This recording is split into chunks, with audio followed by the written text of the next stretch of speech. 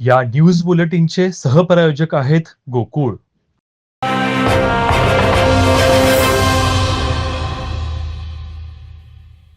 काश्मीरमधील पहलगाम इथं झालेल्या दहशतवादी हल्ल्याच्या पार्श्वभूमीवर बुधवारी कोल्हापूर जिल्ह्यातील पोलीस प्रशासन सज्ज झालं असून सर्वत्र दक्षतेचे आदेश देण्यात आले आहेत.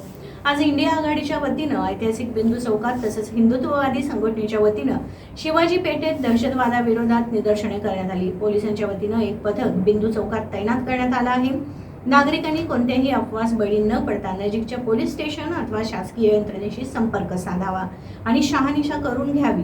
शिवाय श्रीनगर जिल्हा प्रशासनानं पर्यटकांना आपत्कालीन परिस्थितीत संपर्क साधता यावा यासाठी श्रीनगर जिल्हाधिकारी कार्यालयात 24 तास मदत आणि आपत्कालीन नियंत्रण कक्ष स्थापन केला आहे.